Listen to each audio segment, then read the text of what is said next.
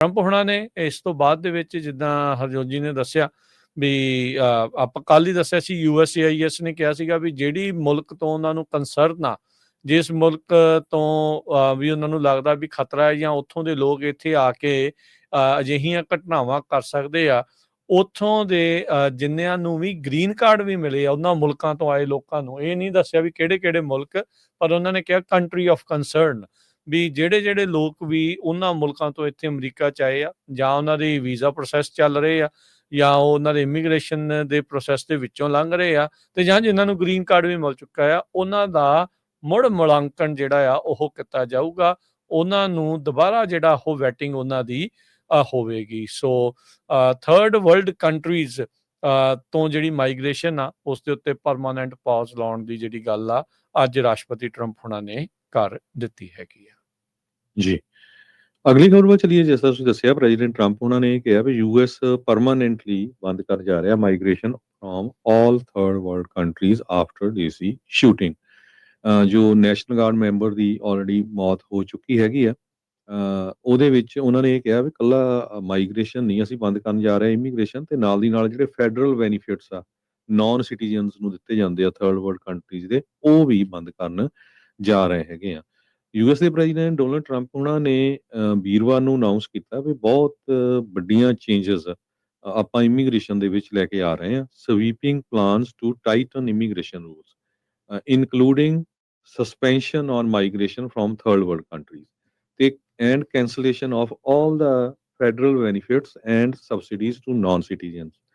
ਤੇ truth social ਦੇ ਉੱਤੇ ਉਹਨਾਂ ਨੇ ਇਹ ਪੋਸਟ ਪਾਈ ਆ ਵੀ permanently pause migration from all third world countries, ਤਾਂ ਕਿ ਜਿਹੜਾ US ਦਾ ਸਿਸਟਮ ਆ ਫੁਲੀ ਰਿਕਵਰ ਕਰ ਸਕੇ।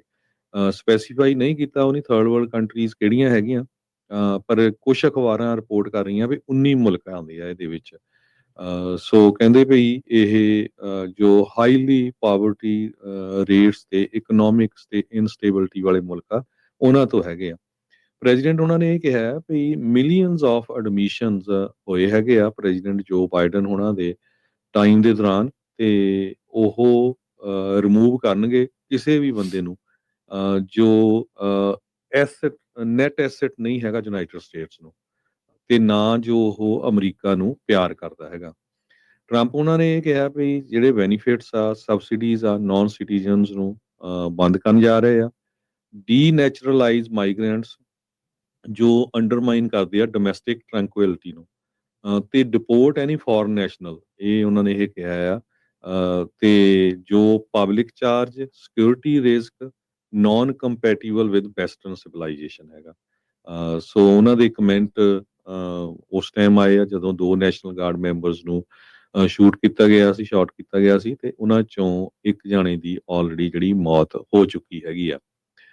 ਇਸ ਸ਼ੂਟਿੰਗ ਤੋਂ ਬਾਅਦ US ਸਿਟੀਜ਼ਨਸ਼ਿਪ ਤੇ ਇਮੀਗ੍ਰੇਸ਼ਨ ਸਰਵਿਸ ਦੇ ਡਾਇਰੈਕਟਰ ਜੋਸੇਫ ਐਡਲੋ ਨੇ ਪੋਸਟ ਪਾਈ ਹੈਗੀ ਆ। ਉਹਦੇ ਵਿੱਚ ਉਹਨਾਂ ਨੇ ਇਹ ਕਿਹਾ ਵੀ agency would review every immigrant holding a green card from a country of concern.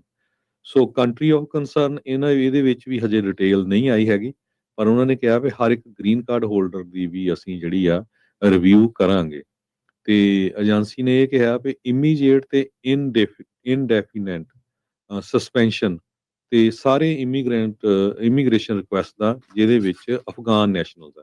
ਸੋ ਘੱਟੋ ਜਿਹੜੇ ਅਫਗਾਨ ਵਾਲੇ ਆ ਉਹਨਾਂ ਲਈ ਤਾਂ ਇਮੀਡੀਏਟਲੀ ਉਹਨਾਂ ਨੇ ਸਸਪੈਂਸ਼ਨ ਕਰ ਦਿੱਤੀ ਹੈਗੀ ਆ। ਇਸੇ ਤਰ੍ਹਾਂ ਟਰੰਪ ਉਹਨਾਂ ਨੇ ਇਹ ਕਿਹਾ ਵੀ ਜਿਹੜਾ ਇਮੀਗ੍ਰੇਸ਼ਨ ਏਜੰਡਾ ਉਹ ਬਹੁਤ ਸਾਡਾ ਅਗਰੈਸਿਵ ਹੋਊਗਾ। ਤੇ ਜੂਨ ਦੇ ਵਿੱਚ ਉਹਨਾਂ ਨੇ ਅਨਾਉਂਸ ਵੀ ਕੀਤਾ ਸੀ ਵੀ ਜਿਹਦੇ ਵਿੱਚ ਟਰੈਵਲ ਬੈਨ ਸੀ 19 ਮੁਲਕਾਂ ਤੋਂ, ਜਿਹਦੇ ਵਿੱਚ ਇੱਕ ਅਫਗਾਨਿਸਤਾਨ ਵੀ ਸੀ। ਜੀ ਬਿਲਕੁਲ। ਹਰਜੋਤ ਸਿੰਘ ਜੀ, ਜਿਹੜੇ ਥਰਡ ਵਰਲਡ ਕੰਟਰੀਜ਼ ਦਾ ਜੇ ਤੁਹਾਨੂੰ ਦਿਖਾਉਂਦੇ ਜਾਈਏ ਤਾਂ ਮੈਂ ਇੱਕ ਸ਼ੇਅਰ ਕਰ ਰਿਹਾ ਸੀ, ਦੇਖ ਰਿਹਾ ਸੀਗਾ ਵੀ ਕਿਹੜੀਆਂ ਮੁਲਕਾਂ ਨੂੰ ਜਿਹੜਾ ਥਰਡ ਵਰਲਡ ਕੰਟਰੀਜ਼ 2025 ਦੇ ਵਿੱਚ ਮੰਨਿਆ ਜਿਹੜਾ ਉਹ ਜਾਂਦਾ ਹੈਗਾ ਆ।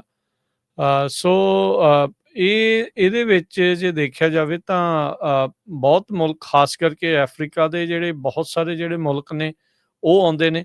ਇਹ human population human development index ਦੇ ਤੌਰ ਦੇ ਉੱਤੇ ਆਉਂਦਾ ਆ। ਇਹਦੇ ਵਿੱਚ ਭਾਰਤ ਦਾ ਨਾਮ ਵੀ ਆ, ਇਹ ਵੈਬਸਾਈਟ ਦੇ ਮੁਤਾਬਕ। ਹੁਣ ਮੈਂ ਇਹ ਨਹੀਂ ਕਹਿ ਰਿਹਾ ਵੀ ਇਹ ਜਿਹੜੀਆਂ ਥਰਡ ਵਰਲਡ ਕੰਟਰੀਜ਼ ਦੇ ਵਿੱਚ ਭਾਰਤੀ ਲੋਕਾਂ ਦੇ ਉੱਤੇ ਵੀ ਗਾਜ ਜਿਹੜੀ ਉਹ ਡਿੱਗ ਸਕਦੀ ਆ, ਪਰ ਇੱਕ ਜਿਹੜਾ ਵਰਲਡ ਪਾਪੂਲੇਸ਼ਨ ਰਿਵਿਊ.com ਵੈਬਸਾਈਟ ਆ, ਜੋ ਕਿ ਹਿਊਮਨ ਡਿਵੈਲਪਮੈਂਟ ਇੰਡੈਕਸ ਦੇ ਆਧਾਰ ਦੇ ਉੱਤੇ ਕਿਹੜਾ ਮੁਲਕ ਡਿਵੈਲਪਡ ਆ, ਕਿਹੜਾ ਮੁਲਕ ਡਿਵੈਲਪਿੰਗ ਆ, ਉਹ ਦੱਸਦਾ ਆ। ਇਹਦੇ ਵਿੱਚ ਜੇ ਤੁਸੀਂ ਦੇਖਦੇ ਆ ਤਾਂ ਲਿਸਟ ਦੇ ਵਿੱਚ ਭਾਰਤ ਦਾ ਨਾਮ ਵੀ ਆਉਂਦਾ ਹੈਗਾ ਆ। ਓਬਵੀਅਸਲੀ ਉਹਦੇ ਗਵਾਂਢੀ ਮੁਲਕ ਜਿਹੜਾ ਆ, ਨੇਪਾਲ ਆ, ਭੂਟਾਨ ਆ, ਪਾਕਿਸਤਾਨ ਆ, ਉਹ ਵੀ ਸਾਰੇ ਇਸੇ ਹੀ ਮੁਲਕ ਦੀ ਕੈਟਾਗਰੀ ਦੇ ਵਿੱਚ ਆਉਂਦੇ ਆ।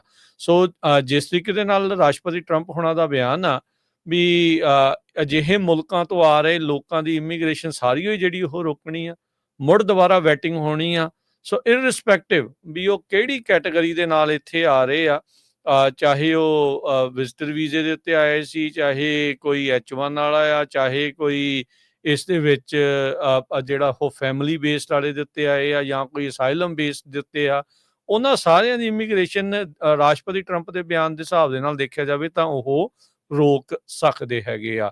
ਸੋ ਡੀਨੈਚੁਰਲਾਈਜ਼ ਵੀ ਕਰਨ ਦੀ ਗੱਲ ਆਖੀ ਆ ਉਹਨਾਂ ਨੇ। ਇਹ ਗੱਲ ਇੱਥੇ ਨਹੀਂ ਰੁਕੀ ਵੀ ਜਿਹੜੇ ਆ ਰਹੇ ਉਹਨਾਂ ਨੂੰ ਰੋਕਣਾ। ਜਿਹੜੇ ਇੱਥੇ ਪੱਕੇ ਹੋ ਚੁੱਕੇ ਆ, ਜਿਹੜੇ ਗ੍ਰੀਨ ਕਾਰਡ ਵੀ ਹੋ ਚੁੱਕੇ ਆ, ਜਿਹੜੇ ਸਿਟੀਜ਼ਨ ਵੀ ਹੋ ਚੁੱਕੇ ਆ, ਉਹਨਾਂ ਨੂੰ ਵੀ ਡੀਨੈਚੁਰਲਾਈਜ਼ ਕੀਤਾ ਜਾ ਸਕਦਾ ਆ ਜੇ ਵੈਟਿੰਗ ਦੇ ਵਿੱਚ ਉਹਨਾਂ ਨੂੰ ਕੋਈ ਅਜਿਹੀਆਂ ਚੀਜ਼ਾਂ ਜਿਹੜੀਆਂ ਉਹ ਲੱਗਦੀਆਂ ਆ। ਸੋ ਸਿਚੁਏਸ਼ਨ ਇਸ ਗੋਲੀकांड ਨੇ ਹਰਜੋਤ ਸਿੰਘ ਜੀ ਜਿਹੜਾ ਰੈਟਰਿਕ ਆ ਇਮੀਗ੍ਰੈਂਟਸ ਦੇ ਉਲਟ ਇੰਨਾ ਕੁ ਜ਼ਿਆਦਾ ਜਿਹੜਾ ਹੁਣ ਤੇਜ਼ ਕਰ ਦਿੱਤਾ ਵੀ ਇਸ ਟਾਈਮ ਭਾਂਬੜ ਮਚ ਰਹੇ ਨੇ। ਜੋ ਸਥਿਤੀਆਂ ਪਹਿਲੋਂ ਬਣੀਆਂ ਪਈਆਂ ਸੀ, ਇਹ ਗੱਲ ਕਿਤੇ ਉਸ ਤੋਂ ਉੱਤੇ ਜਿਹੜੀ ਉਹ ਜਾਣ ਪਹੁੰਚੀ ਆ। ਸੋ ਜਿੱਦਾਂ ਉਹਨਾਂ ਨੇ ਕਿਹਾ ਵੀ ਡਿਪੋਰਟ ਐਨੀ ਫੋਰਨ ਨੈਸ਼ਨਲ, ਹੀ ਡਿਸਕ੍ਰਾਈਬਡ, ਜਿਹੜਾ ਪਬਲਿਕ ਚਾਰਜ ਲੈਂਦਾ, ਜਿਹੜਾ ਵੀ ਕੋਈ ਸਹੂਲਤ ਲੈ ਰਿਹਾ, ਸਿਕਿਉਰਿਟੀ ਰਿਸਕ ਆ, ਜਿਨ੍ਹਾਂ ਨੂੰ ਲੱਗਦਾ ਵੀ ਇਹ ਬੰਦਾ ਅਮਰੀਕਾ ਦੇ ਲਈ ਠੀਕ ਨਹੀਂ ਆ ਜਾਂ ਲੋਕਾਂ ਦੇ ਲਈ ਇਹਨੂੰ ਰਿਸਕ ਆ, ਤੇ ਜਿਹੜਾ ਵੈਸਟਰਨ ਸਿਵਲਾਈਜੇਸ਼ਨ ਨੂੰ ਨਹੀਂ ਅਪਣਾ ਰਿਹਾ, ਜਿਹੜਾ ਕਹਿੰਦਾ ਵੀ ਨਹੀਂ ਮੈਂ ਤਾਂ ਆਪਣੇ ਹਿਸਾਬ ਦੇ ਨਾਲ ਹੀ ਜਿਹੜਾ ਉਹ ਚੱਲਣਾ, ਜਿੱਥੋਂ ਅਸੀਂ ਆਏ ਆ ਉਹੀ ਚੀਜ਼ਾਂ ਨੂੰ ਇੱਥੇ ਜਿਹੜਾ ਉਹ ਲਾਉਣਾ ਆ, ਤੇ ਵੈਸਟਰਨ ਸਿਵਲਾਈਜੇਸ਼ਨ ਦੇ ਉਲਟ ਜਿਹੜਾ ਉਹ ਹੈਗਾ ਆ, ਤੇ ਕਹਿੰਦੇ ਵੀ ਉਹਨਾਂ ਸਾਰਿਆਂ ਨੂੰ ਅਸੀਂ ਡਿਪੋਰਟ ਕਰਨ ਬਾਰੇ ਵੱਲ ਨੂੰ ਜਿਹੜਾ ਬੇਸਿਕਲੀ ਸੋਚ ਰਹੇ ਹੈਗੇ ਆ। ਇਹ ਹੁਣ ਪਰਮਾਨੈਂਟਲੀ ਪੌਜ਼ ਕਦੋਂ ਲਾਇਆ ਜਾਊਗਾ, ਇਹ ਹੁਣ ਦੇਖਣਾ ਆ। ਥਰਡ ਵਰਲਡ ਕੰਟਰੀਜ਼ ਦੇ ਵਿੱਚ ਲਿਸਟ ਦੇ ਵਿੱਚ ਕਿਹਦਾ ਨਾਂ ਆਉਂਦਾ ਆ, ਇਹ ਜਿਹੜੀਆਂ ਦੇਖਣ ਵਾਲੀਆਂ ਗੱਲਾਂ ਹੋਣਗੀਆਂ। ਪਰ ਕੰਮ ਬਹੁਤ ਜ਼ਿਆਦਾ ਜਿਹੜਾ ਸਖਤ ਤੇ ਬਹੁਤ ਜ਼ਿਆਦਾ ਜਿਹੜਾ ਇਸ ਟਾਈਮ ਗੁੱਸੇ ਵਾਲਾ ਮਾਹੌਲ ਆ, ਉਹ ਅਮਰੀਕਾ ਦੇ ਵਿੱਚ ਬਣ ਚੁੱਕਾ ਹੈਗਾ ਆ। ਸੋ 2 ਨੈਸ਼ਨਲ ਗਾਰਡ ਮੈਂਬਰਸ ਜੋ ਵਾਈਟ ਹਾਊਸ ਦੇ ਨਜ਼ਦੀਕ, ਜਿਨ੍ਹਾਂ ਨੂੰ ਗੋਲੀ ਦੇ ਨਾਲ ਜਿਹੜਾ ਉਹ ਗੋਲੀਆਂ ਚਲਾਈਆਂ ਗਈਆਂ, ਜਿਨ੍ਹਾਂ ਚੋਂ ਇੱਕ ਦੀ ਜਿਹੜੀ ਉਹ ਮੌਤ ਹੋ ਚੁੱਕੀ ਆ ਤੇ ਇੱਕ ਫਾਈਟਿੰਗ ਫॉर ਲਾਈਫ ਆ। ਰਾਸ਼ਟਰਪਤੀ ਟਰੰਪ ਨੇ ਕੱਲ ਮਾਰ-ਆ-ਲਾਗੋ ਦੇ ਵਿੱਚ ਇਹ ਦੱਸਿਆ, ਜਿੱਥੇ ਉਹ ਥੈਂਕਸਗਿਵਿੰਗ ਦੀ ਛੁੱਟੀ ਜਿਹੜੀ ਉਹ ਮਨਾਉਣ ਦੇ ਲਈ ਗਏ ਹੋਏ ਸੀਗੇ ਵਾਈਟ ਹਾਊਸ ਨੂੰ ਛੱਡ ਕੇ, ਤਾਂ ਉੱਥੇ ਜਿਹੜੀਆਂ ਚੀਜ਼ਾਂ ਇਹਨਾਂ ਨੇ ਦੱਸੀਆਂ। ਸੋ ਪਿਛਲੇ ਪ੍ਰਸ਼ਾਸਨ ਦੇ ਉੱਤੇ ਉਹਨਾਂ ਨੇ ਪੂਰਾ ਗੁੱਸਾ ਵੀ ਜਿਹੜਾ ਉਹ ਝਾੜਿਆ, ਤੇ ਉਹਨਾਂ ਨੂੰ ਦੋਸ਼ ਜਿਹੜਾ ਆ ਉਹ ਲਾਏ ਵੀ ਉਹਨਾਂ ਨੇ ਜਿਹੜੇ ਮਿਲੀਅਨਸ ਆਫ ਲੋਕ ਆ, ਕਹਿੰਦੇ ਵੀ ਵਿਦਆਊਟ ਪ੍ਰੋਪਰ ਵੈਟਿੰਗ ਉਹਨਾਂ ਨੂੰ ਅਮਰੀਕਾ ਦੇ ਵਿੱਚ ਦਾਖਲ ਹੋਣ ਦਿੱਤਾ, ਜਿਸ ਕਰਕੇ ਅਮਰੀਕਾ ਦੀ ਜਿਹੜੀ ਸਥਿਤੀ ਆ ਉਹ ਇਸ ਟਾਈਮ ਇੱਦਾਂ ਦੀ ਜਿਹੜੀ ਉਹ ਬਣੀ ਪਈ ਆ। ਕਹਿੰਦੇ ਵੀ ਤੁਸੀਂ ਉਹ ਲੋਕ ਅਮਰੀਕਾ ਦੇ ਵਿੱਚ ਵਾੜ ਲਏ ਆ ਜਿਹੜੇ ਅਮਰੀਕਾ ਨੂੰ ਹੀ ਪਿਆਰ ਨਹੀਂ ਕਰਦੇ ਹੈਗੇ। ਸੋ ਹੁਣ ਤੁਸੀਂ ਆਉਂਦੇ ਦਿਨਾਂ ਦੇ ਵਿੱਚ ਕੰਮ ਜਿਹੜਾ ਉਹ ਸਖਤ ਦੇਖੋਗੇ। ਅਜਿਹੇ ਮੌਕੇ ਦੇ ਉੱਤੇ ਹਰਜੋਤ ਸਿੰਘ ਜੀ ਕੋਈ ਵੀ ਇਸ ਦੇ ਵਿੱਚ ਵਿਰੋਧ 'ਚ ਨਹੀਂ ਬੋਲੂਗਾ। ਈਵਨ ਇਹ ਬਲੈਂਕਟ ਸਟੇਟਮੈਂਟਸ ਦੇ ਨਾਲ ਉਹਨਾਂ ਲੋਕਾਂ ਦੇ ਉੱਤੇ ਵੀ ਗਾਜ ਜਿਹੜੀ ਉਹ ਡਿੱਗਣੀ ਆ ਜੋ ਇੱਦਾਂ ਦੇ ਨਹੀਂ ਆ, ਪਰ ਅਜਿਹੇ ਮੌਕੇ ਦੇ ਉੱਤੇ ਉਹਨਾਂ ਦੇ ਲਈ ਸਟੈਂਡ ਲੈਣ ਵਾਲੇ ਲੋਕ ਬਹੁਤ ਘੱਟ ਜਿਹੜੇ ਉਹ ਰਹਿ ਜਾਂਦੇ ਆ।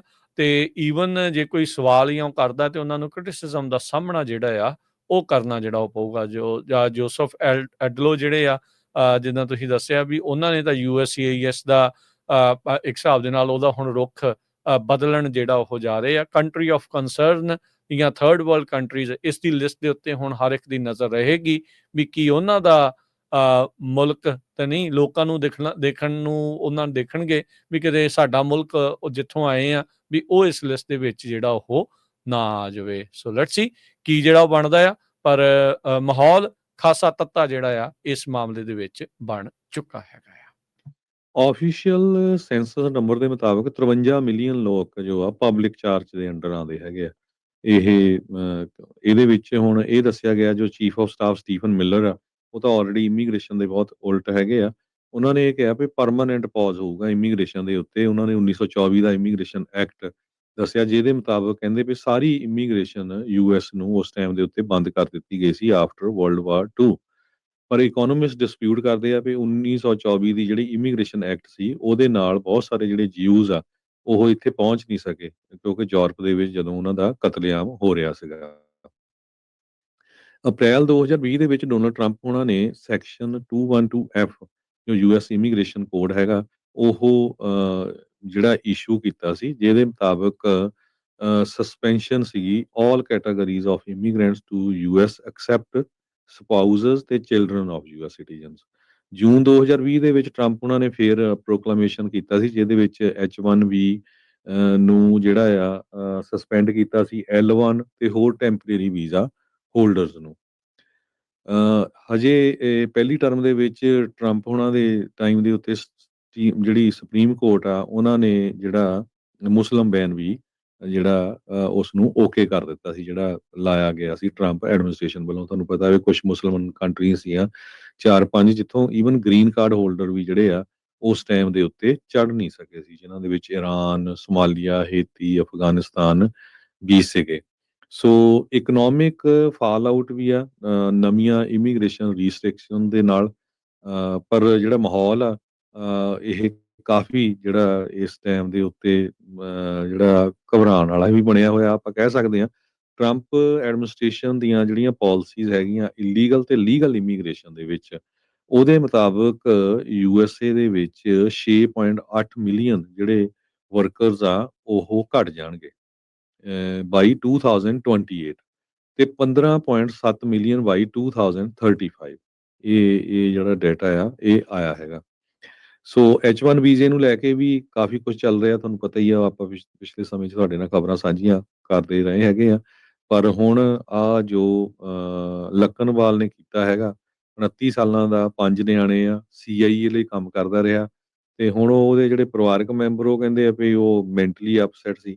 ਪਰ ਉਸ ਦੀ ਇੱਕ ਇਸ ਜਿਹੜਾ ਘਿਨਾਉਣਾ ਕੰਮ ਕਹਿ ਸਕਦੇ ਆ ਆਪਾਂ, ਉਹਨਾਂ ਵਿਚਾਰਿਆਂ ਦਾ ਕੀ ਕਸੂਰ ਸੀ ਜਿਹੜੇ ਨੈਸ਼ਨਲ ਗਾਰਡ ਉਹਨਾਂ ਦੇ ਗੋਲੀਆਂ ਮਾਰੀਆਂ, ਉਸ ਨੂੰ ਲੈ ਕੇ ਹੁਣ ਲਗਭਗ ਅਫਗਾਨਿਸਤਾਨ ਤਾਂ 100%, ਪਰ ਬਾਕੀ ਬਹੁਤ ਸਾਰੇ ਜਿਹੜੇ ਮੁਲਕਾਂ ਦੇ ਲੋਕ ਆ ਉਹਨਾਂ ਦੇ ਉੱਤੇ ਵੀ ਜਿਹੜਾ ਅਸਰ ਪੈਣ ਜਾ ਰਿਹਾ ਹੈ।